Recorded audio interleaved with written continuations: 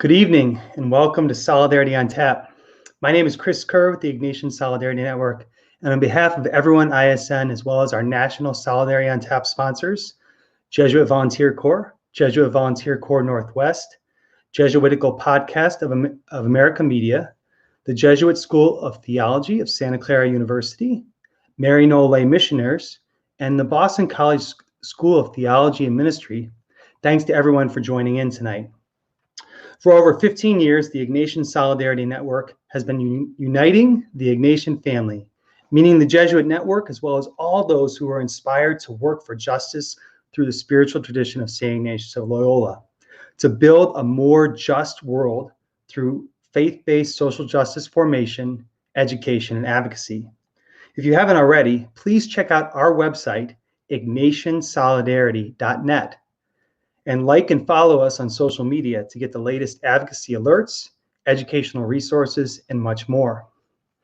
Solidarity on Tap usually takes place in cities across the country, bringing together members of the Ignatian family. And even though we're gathering virtually tonight, the goal of Solidarity on Tap is the same: to invite people to enjoy fellowship, maybe with a drink in hand, and to hear powerful reflections from members of the network engaged in work for justice. In order to build and enjoy fellowship tonight, I encourage you to utilize the comment section on Facebook or post a tweet on Twitter with the hashtag ISNLive to let us know you and your institution are representing tonight. And please know that you can post your comments and questions for our guest speaker this evening on Twitter or Facebook as well. We join together tonight as an Ignatian family.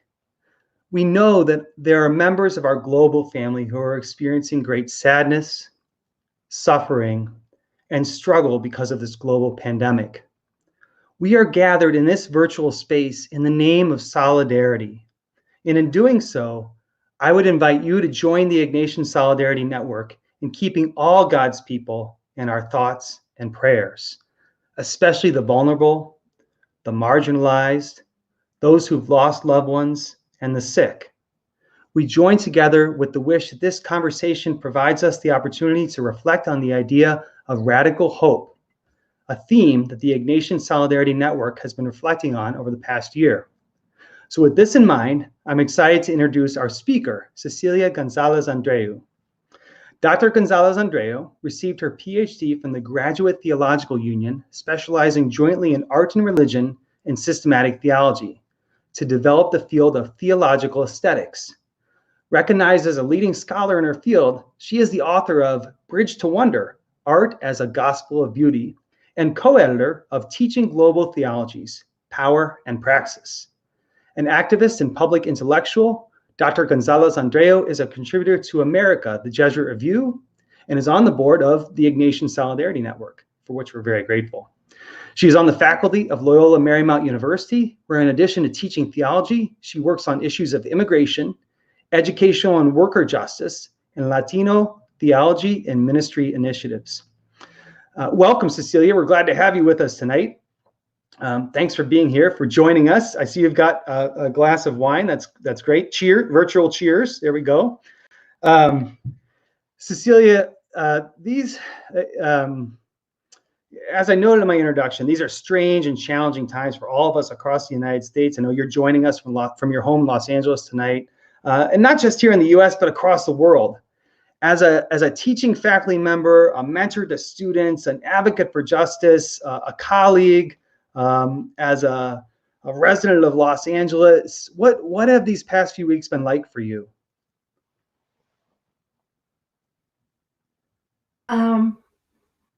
First, welcome to everybody, and thank you for being here.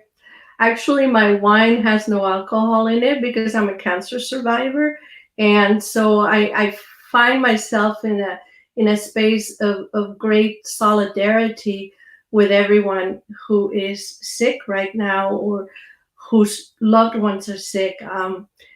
When you're a cancer survivor, you're very, very aware of how compromised your immune system is, how fragile you are, and you rely on other people to help you stay safe and to help you stay healthy. And so the first thing I want to say as going through this moment is my non-alcoholic wine and also my mask.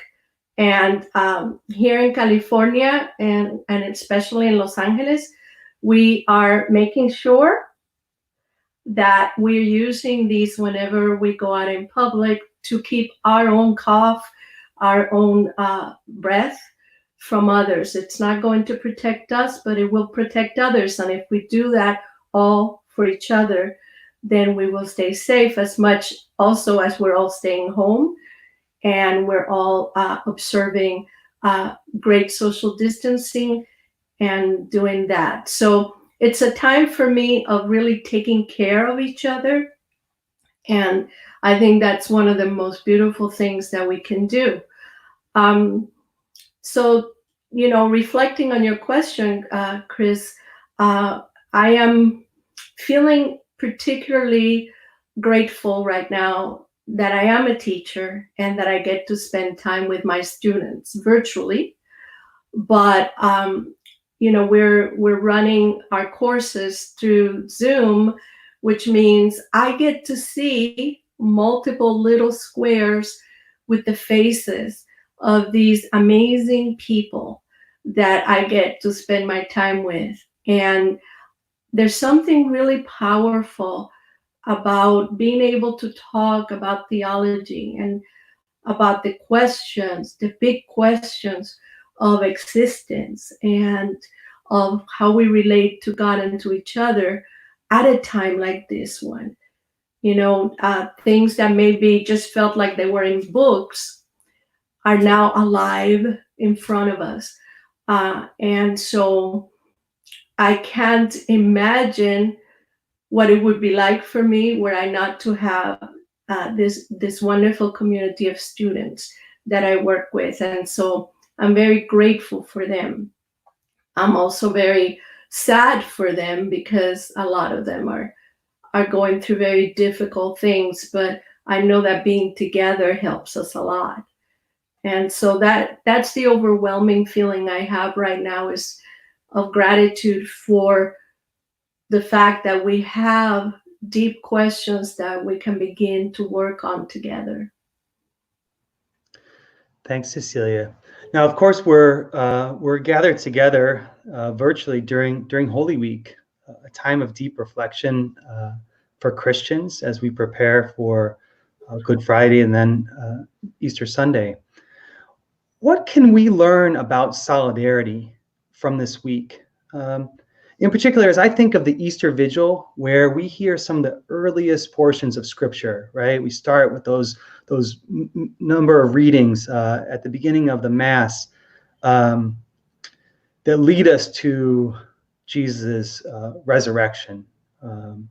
You've written and spoken a lot about these early readings, in particular Genesis, and what they can tell us about the challenges we face in being of solidarity, on the reality of original sin of humanity. Can you tell us a little bit about this? Yes. I do theological aesthetics, which means that I enter the questions of theology from creative spaces. So I sat down with the Genesis story of the fall, right, of Adam and Eve and everything that happens in that story. And I said, what if I look at it as a drama? Because we know, right, these were oral stories that were passed along through generations that helped a community make sense of itself. So I said, what if we look at it as a drama? And what I noticed when I looked at it as a drama, which it was very interesting, the center, I think, of that story is when God asks the question after Adam and Eve have eaten from the forbidden fruit. God asks the question, what happened here? Who did this, right? Who ate from this? Now, if you're a parent like I am and you are, Chris, you know that when you ask that question, it's a rhetorical question because you already know. God knows the answer. God knows there was disobedience involved. Just like we know, the kid broke that thing, but we're just asking to see if they'll own up to it, right? I think that's the same thing that's going on. I think God is asking the question, what happened here? And I think that is the moment when human nature betrays us. We don't rise up to our potential and we fall short. And by that I mean that if you remember in the story, what does Adam do right away? She made me do it. It was her fault. She made me do it. He would rather save himself than take the blame. And so at that moment, we see this breakdown of solidarity. Just he couldn't be in solidarity with Eve. And then Eve, right, says, well, the serpent made me do it. She at least doesn't blame Adam, but it's still a breakdown in the solidarity and also their failure to take responsibility. And I like to think about how different the story would be if it had been a story of solidarity. And if when God asked the question, what happened here? Who did what? Adam has said, I'm sorry, we made a mistake. Let me take the blame because he loves her. Or if Eve had said, I'm really sorry, I really made a mistake, and give me the blame. So when I read that story, what I see is our original sin is our lack of solidarity with each other. It's missing. For some reason, our self-preservation, our desire to take care of ourselves seems to come before the moment when we think of the other. And then, we fast forward all of salvation history, right? And we get to that young rabbi living in the region of Palestine, talking about love all the time, talking about a God who was kind of crazy in love with everyone, and who didn't judge, and who would kill the fatted calf just because the prodigal son came home, right? And this young rabbi is teaching this, and then comes the moment when he has to either be in solidarity with the God that he knows and with the people that he loves, or he has to renege on them, right? Jesus can walk away when Pilate says to him, and this is what we're going to be, praying about and thinking about this week. He can walk away and he can say, hey, sorry, I didn't mean it. I didn't mean all of that stuff about, this God of love, and about how wrong it is what's going on here, and about how wrong the poverty is, and about how people need to be healed and people need to be cared for. I didn't mean any of that. Just let me go home. I just want to go home. I'll be fine. I won't talk publicly anymore. It's cool. Jesus could have done that. And what does Jesus do? He takes on the solidarity. He says, forgive them. They don't know what they're doing. And he dies. He'd rather not give up on us. And he'd rather not give up on our shared humanity, which is the entire key here, right? Jesus is one of us. He will not give up on us. And so he gives his life rather than give up on us. And then after him, we have multiple stories of those who followed him, who have lived this solidarity to that last moment. Archbishop Romero, the Jesuit martyrs, the women that were killed in El Salvador. So many humans throughout history who have rather said, I will stick in my solidarity with others. I will not keep myself safe. So right now, this is a moment when Lent is alive, right? In our world, in a way that we haven't seen in human history, because it's the entire globe. Will we stand in solidarity, or will we just stand there and blame each other like Adam and Eve did and break God's heart? Because I think that's what happens in this story. God's heart is broken. Or will we be like Jesus?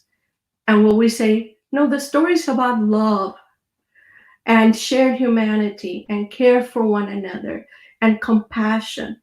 And that's what we're going to live from right now. And so when I was just recently interviewed by one of the California papers about people not wanting to cancel their religious services because they thought it's more important to have religious services than to follow the guidelines of the health authorities, I said, how can it be okay to put people's lives in danger?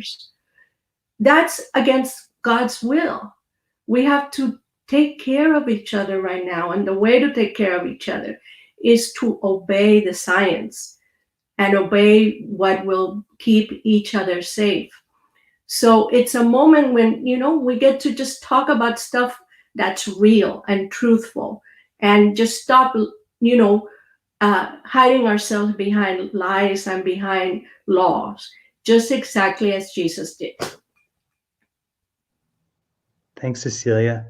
And that's beautiful. And thanks for walking us through kind of a Holy Week in a way. I feel like I had a mini retreat there. That was great. In the busyness of my week, I really appreciated those few minutes. Thank you.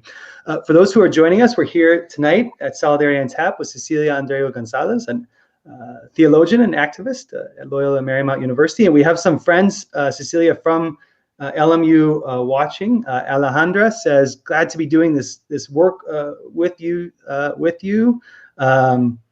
Melissa says, Antonio and I are watching from Davis, California. And we had another one too, I think. Taylor says hi to the whole LMU family. So lots of Loyola Marymount friends who are watching tonight. So that's wonderful.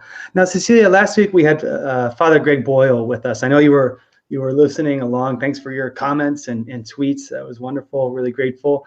Father Boyle often talks about the idea of breaking down the divides of us versus them, of not throwing one group under the bus to stand with another. You've spoken a lot about this, but in a different context. You've reflected on the idea of beauty versus, the opposite of beauty, I guess. Can you tell us a little about that? How you think about what the opposite of beauty is? Sure. So I think that's one of the big problems that we've had as a society, and that is coming to the foreground right now. So if I ask you, all of my friends that are watching right now, if I asked you, what is the opposite of beauty? You would tell me, ugly. And I would say, well, think about that, right? What's ugly repels us. What's ugly can even break our heart, right? Because it's the absence of beauty. So beauty delights us, attracts us, brings us to it. And it tells us that something is good and something is truthful. Ugliness may repel us, or it may break our heart, like when we look at children in cages, right? We see the complete absence of beauty, and it also then tells us this is not good and this is not true. So we have here two opposites, right? We have beauty, which tells us goodness, and we have the lack of beauty, ugliness. But that's not really the opposite of beauty, because it doesn't change the outcome, right? When something is ugly and heartbreaking, it still has the possibility of leading us toward the good, because it tells us this is not good. So the opposite of beauty for me, and it's not just for me, this is actually a very, very ancient tradition within Christianity, and before that with the Hebrew people, the opposite of beauty is glamour. And glamour is the surface papering over with make-believe gold of reality, right? So think about the golden calf that the Hebrew people were forbidden from worshiping because it wasn't real. It was just supposed to look really glamorous, but there was nothing to it, right? And then in the baptismal promises, we're asked if we will reject the glamour of evil, right? So when you think of glamour, right, you think of something that feels kind of beautiful, but if you kind of scratch under the surface, it isn't. The problem with it, that's why it is really the opposite of beauty, is that it leads us in the wrong direction. So if beauty starts leading us toward goodness, and the heartbreak of the loss of beauty, of ugliness, of darkness, also leads us to the good because we realize we don't want that. Glamour clouds over that GPS that we have within us and says, well, this is good, isn't it?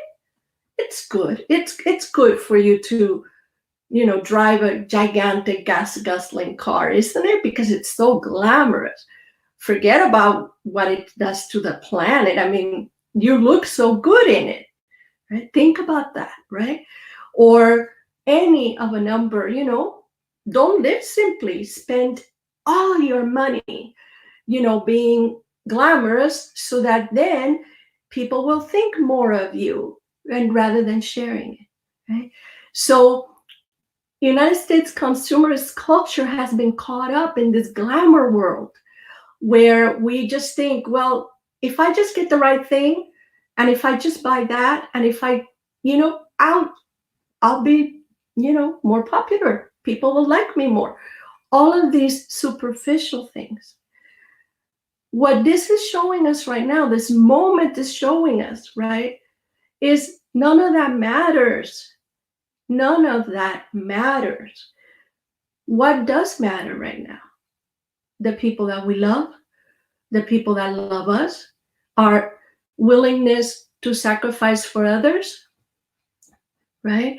Our willingness to take food over to our elderly neighbor, to keep ourselves home even if we're young and healthy because we might be carriers, our willingness to maybe share from what we have for countries that may not have, all of that, right? That's what matters. No one right now is wondering how great their SUV is or how wonderful their new clothes are.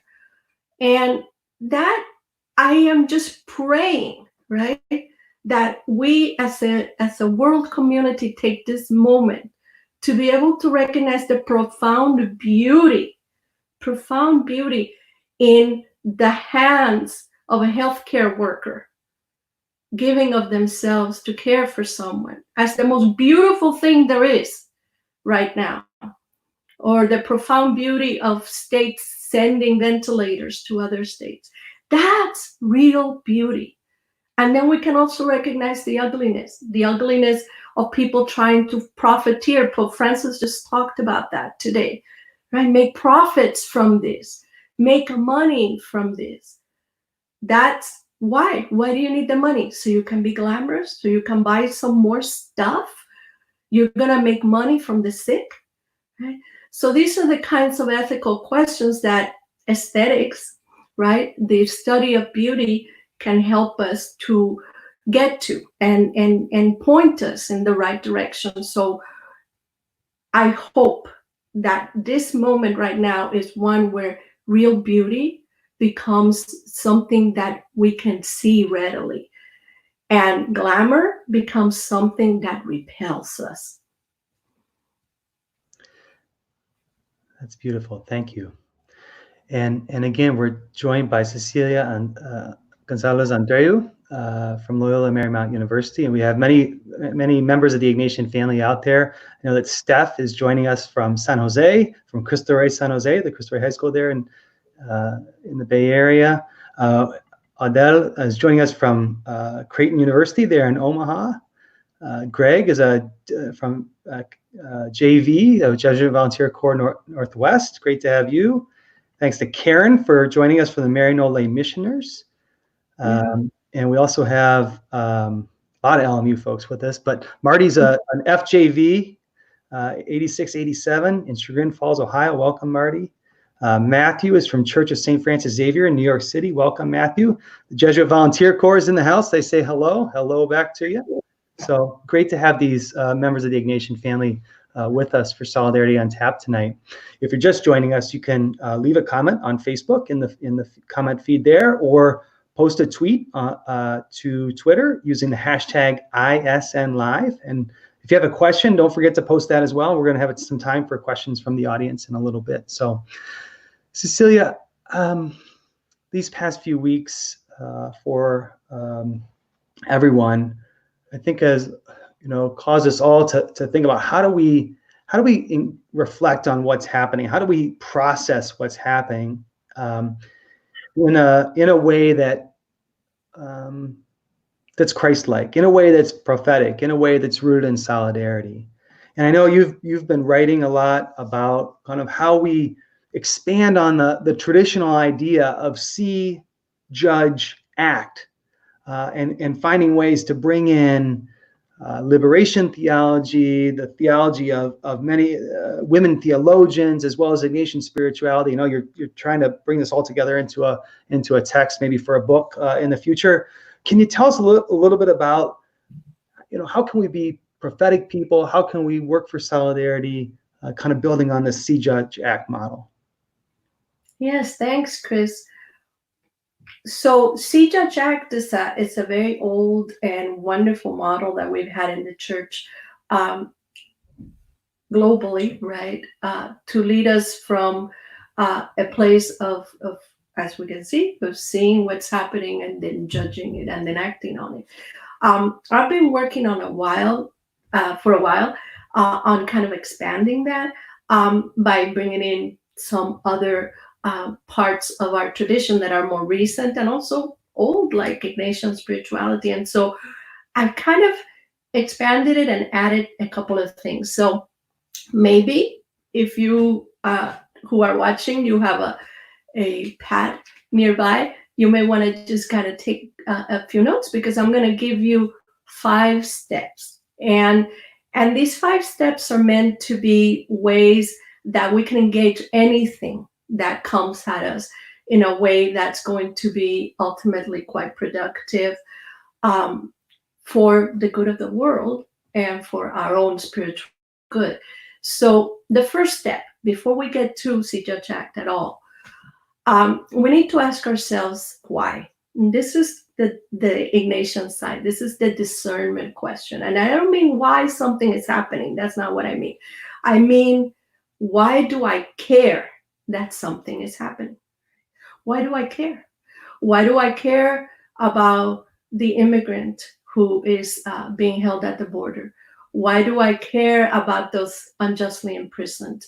Why do I care about those that are victims of racism, of hunger, of domestic violence? Why do I care? And that's a question we have to ask ourselves. We have to do it in contemplation, in prayer, to really anchor ourselves, right? Because the work of justice, the work of solidarity is really hard work. And we need this first step to kind of give us the fuel to keep going through the rest of them, right? So this question of why do I care needs to be coming out of our hearts, and it needs to build a fire in us, right? And so we ask that question first. Why do I care? Once we're done with asking why do I care, and we come to a place where we understand ourselves, our motivations, to be other-centered, to be deep, to be profound, to have discerned a kind of call within us to solidarity, then we move to the next step. And the next step I call accompany la realidad. Now you notice I use 2 languages there. Accompany, acompañar. Accompany means walk with. And la realidad is a very important concept for the Latin American theologians, the liberation theologians. And it means what is actually happening. Not what we wish was happening, not what we hope will happen, not what people want us to think is happening, but taking the time to see what is actually happening, right? And we accompany that, right? So when we go down, my beautiful students who go down on the Colores trips down to the border, and they accompany la realidad there with the people at the border. They get to know them, they get to for a little bit with them and get to be one with their experiences, while at the same time knowing that they don't know the depth of their experiences, but they accompany them. So we accompany la realidad. We walk with it. We let it meet us in its beauty and in its heartbreak. And in that way, then we can move to the next step, right? Because we don't want to rush through all of this. We want to take our time to get to know what the reality is. And then the next step, step number 3, is to imagine expansively. Imagine expansively.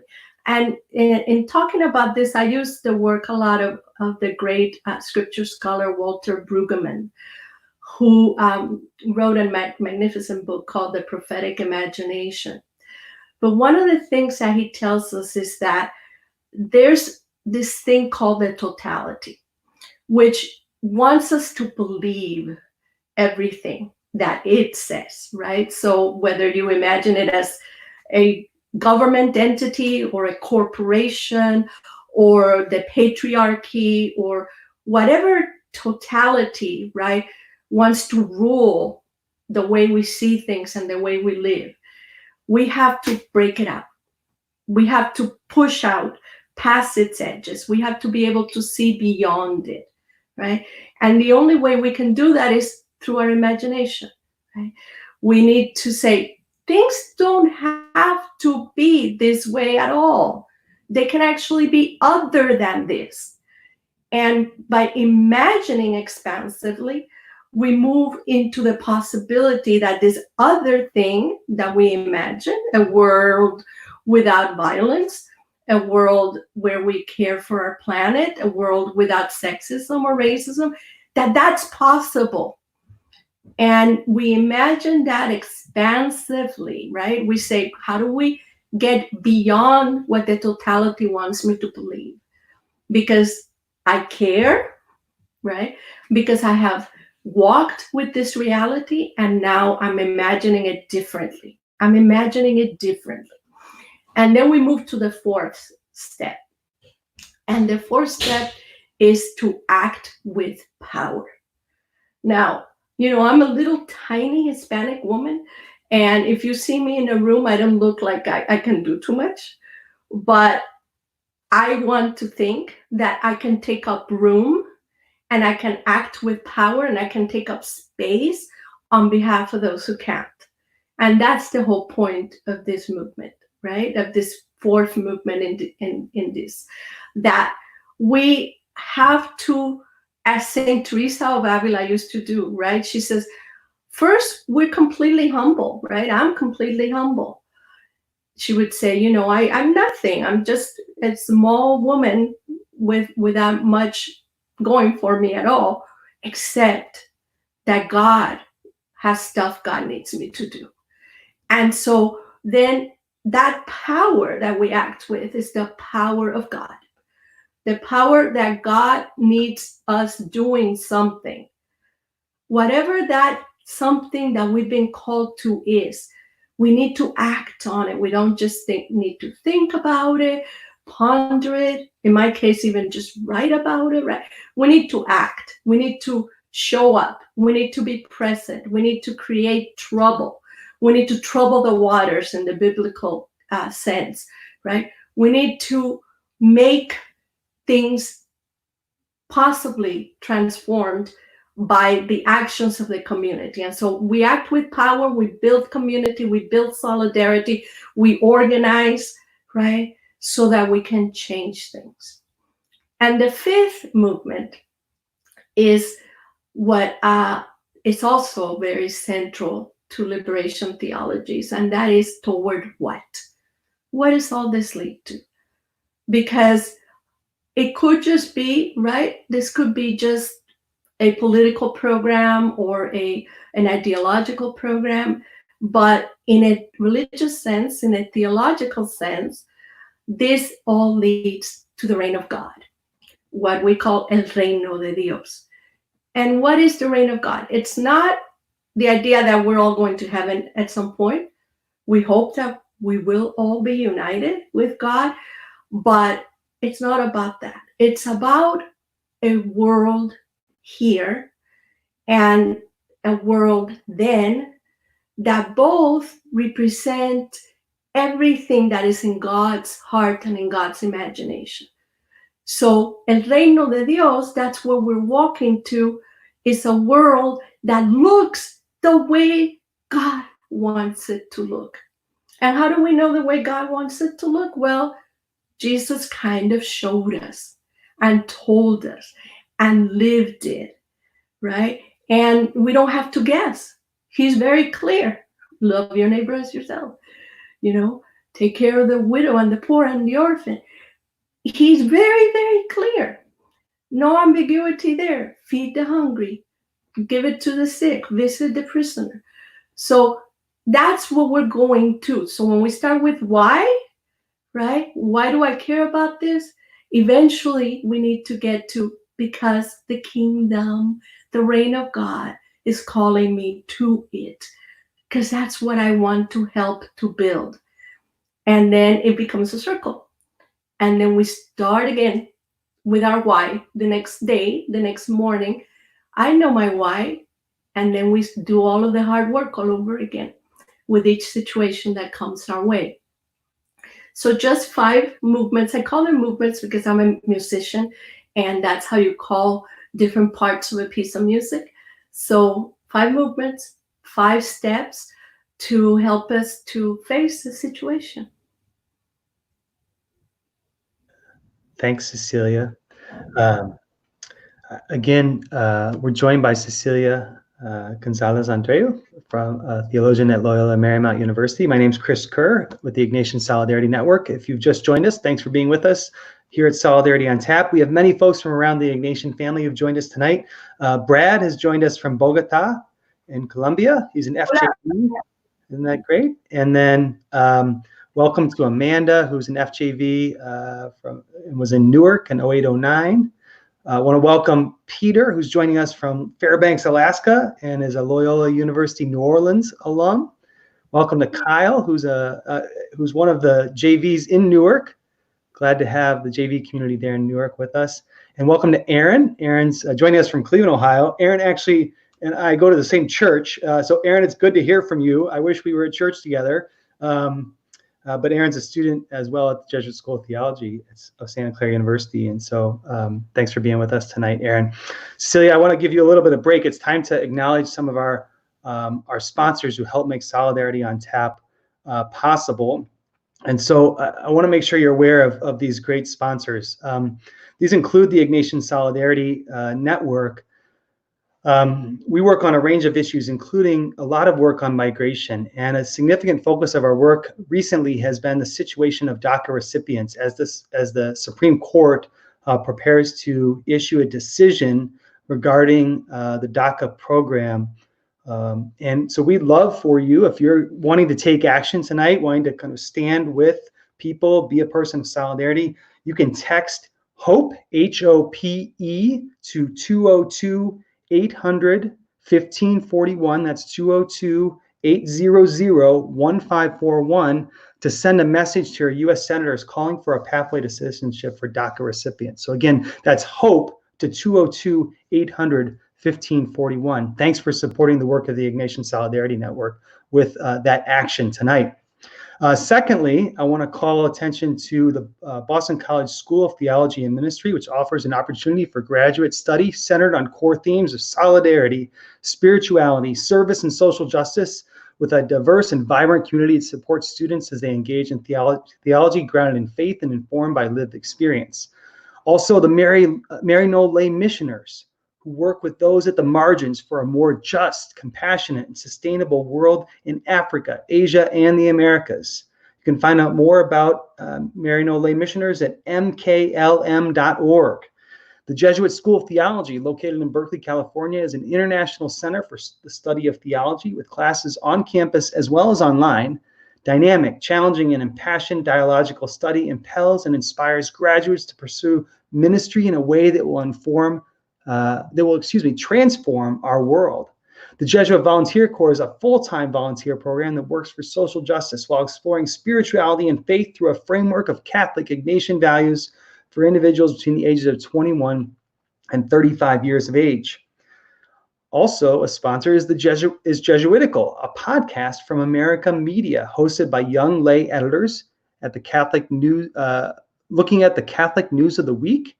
It includes guest interviews, so you need to check it out. Go to America Magazine's website or search Jesuitical wherever you get your podcast to find that great podcast. And finally, JVC Northwest, focused on the core values of community, simple living, social and ecological justice, and spirituality and reflection. JVC Northwest is a national direct AmeriCorps program serving in 24 locales across Alaska, Idaho, Montana, Oregon, and Washington. And you have to be 21 years or older to be eligible for the Jesuit Volunteer Corps Northwest.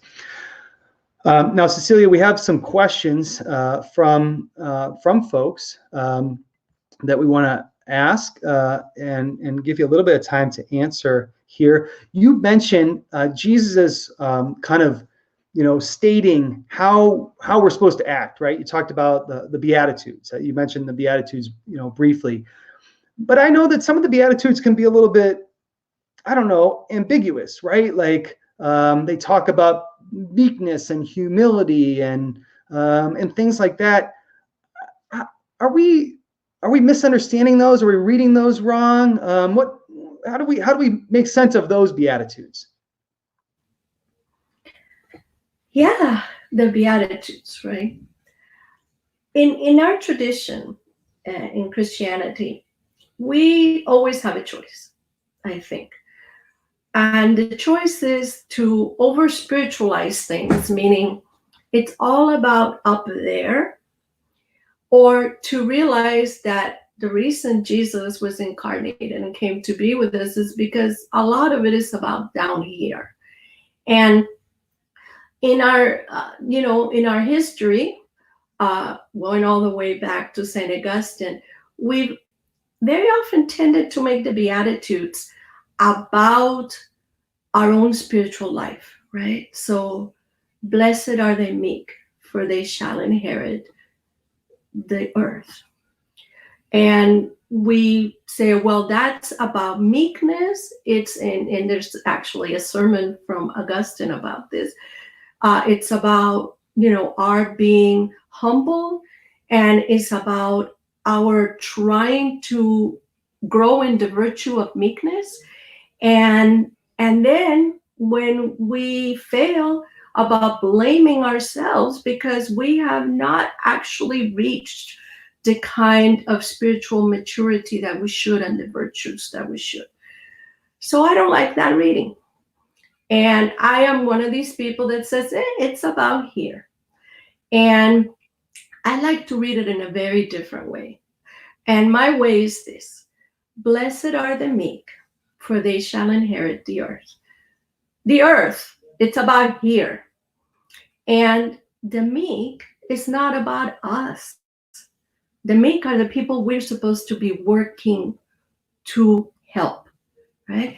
How are the meek, which in the actual, original manuscripts that we have in Greek, it's the same word that Jesus uses about himself. It's somebody who is just unassuming, a common person, a person without power, a person without prestige or anything, right? Well, how are they supposed to inherit the earth, especially when we put ourselves in the context, right, of undocumented persons, of farm workers, of people who are literally forced into meekness? Well, through us. So the Beatitudes, like the blessed are the meek, are not about who we're supposed to be, I don't think. They're about who we're supposed to see. And if we see the meek, or if we see the sorrowful, we will do and take the actions and make things happen that are the ones that Jesus desires, that God hopes for. The inheritance of the earth is something that we can help to happen. The no longer crying and having your tears wiped away, something we can make to happen, right? So I think, especially as a woman, that the meek is not about us sitting back and being quiet and being shy and not rocking the boat. But I think it's actually about those who are forced into meekness. I will speak up for. I will speak up with. I will create trouble to make sure that they're not forced into silence, right? We think of women in situations of domestic violence. We think of so many people on whom meekness is forced. So if you have within your power, and I mean that seriously, right, to do something about this, then you got to take it. And you've got to realize that the Beatitude is about what you're supposed to be doing for the meek. It's not about your own virtues. There you go.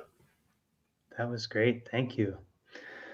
I like how thanks for laying that out for us. That was wonderful, Cecilia. We have a few other folks that have joined us. I just wanted to welcome them. Alex, who joins us from, says, hola desde Windsor. I think it's to say Windsor, Ontario in Spanish, but Alex is the director of the Immigration Law Clinic at University Detroit Mercy. So welcome to Alex. Thanks for being with us tonight.